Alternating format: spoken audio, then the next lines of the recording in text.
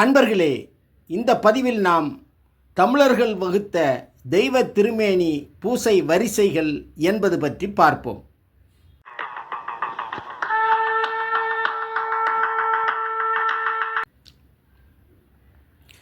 தமிழர்களின் இறை வழிபாட்டு முறைகளில் கோயிலிலோ இல்லத்து பூசை அறையிலோ தெய்வ திருவுரு அல்லது தெய்வ திருமேனிக்கு செய்யக்கூடிய பூசை முறைகளை தூய முறை உபசரிப்பு அடிப்படையில் அமைத்துள்ளனர் நமது முன்னோர்கள்.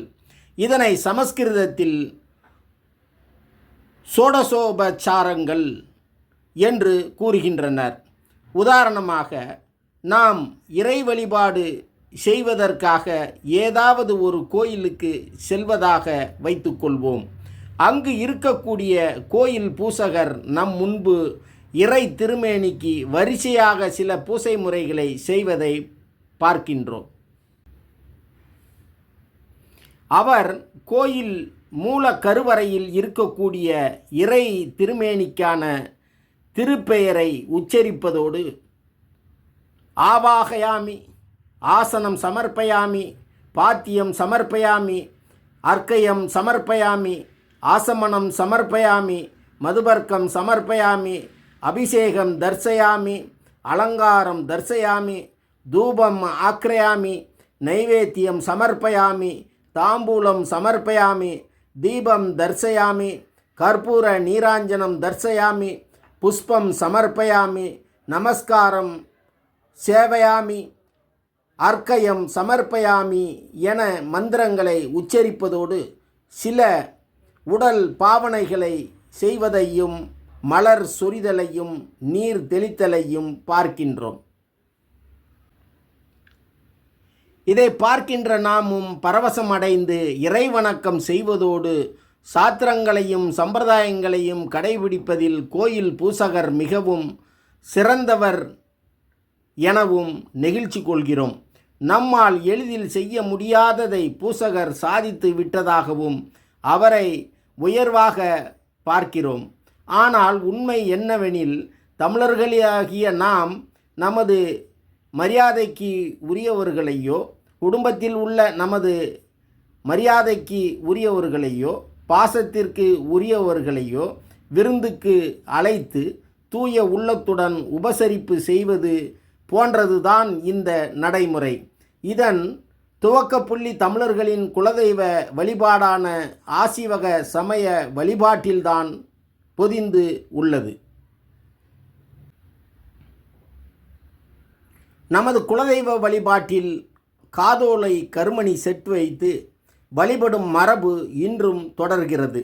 நாம் நமது குலதெய்வத்திற்கு பங்குனி உத்திர வழிபாடு செய்யும்போது தெய்வ திருமேனியை தண்ணீர் ஊற்றி நீராட்டு செய்தல், எண்ணெய் தேய்த்தல், சீயக்காய் தேய்த்து நீராட்டுவதோடு சீப்பு, கண்ணாடி, வளையல், ஆபரணம், அலங்கார பொருள் வைக்கும் சிறு டப்பாக்கள் வைப்பதோடு, குறிப்பாக நமது முன்னோர்கள் ஆதிக்குடியாக இருந்தபோது முதலாக அவர்கள் கம்மலாக பயன்படுத்திய காதோலையையும் மறவாமல் இன்றும் இவை அனைத்தையும் இவற்றோடு புத்தாடையும் மாலை மரியாதையும் கொடுத்து உடல் நீத்தாலும் உயிர் நீங்கா நம் முன்னோர்களின் சீவன்களை அழைத்து அவர்களின் அருள் இறக்க அருளாட்டத்தோடு நாம் வணங்கி மகிழ்ந்து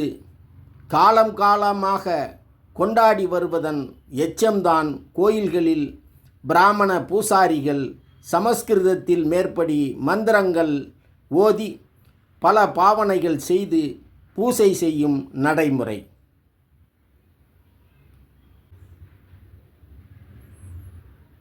ஆகமம் என்பார்கள், அனுஷ்டானம் என்பார்கள், ஆச்சாரம் என்பார்கள்.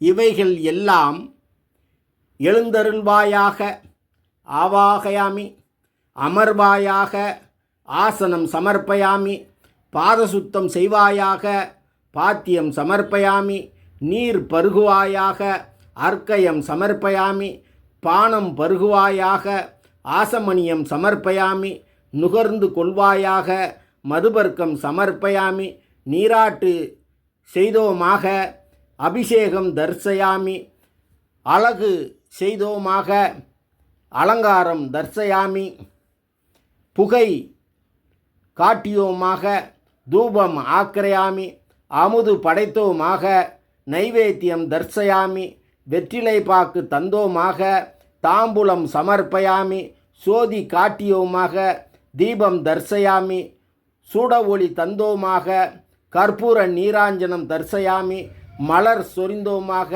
புஷ்பை சமர்ப்பயாமி, வணங்கி நின்றோம் ஏற்பாயாக, நமஸ்காரம் தர்சயாமி, நீர் சொரிந்து நிறைவு செய்தோமாக, அர்க்கயம் சமர்ப்பயாமி என்றெல்லாம் நாம் தமிழில் சொல்லி பூசை செய்த வந்ததை களவாடி சமஸ்கிருத மயமாக்கி நம் தமிழ் மக்களை சமஸ்கிருத மயக்கத்தில் இன்று வரை வைத்திருக்கும் சூழ்ச்சிமிக்க அதிகார கபட நாடகமாகும். இவ்வாறான மாயைகளில் இருந்து விடுபட்டு நம் தமிழ் மக்கள் தங்களது கோயில் நிகழ்ச்சிகளையும் இல்லச் சடங்குகளையும் தமிழ் மொழியில் செய்ய முற்படுவதுவே நமது கலாச்சார பண்பாட்டு மீட்சிக்கு வழிவகுக்கும் எனும் இச்செய்தியோடு மீண்டும் ஒரு பதிவில் சந்திப்போம். நன்றி.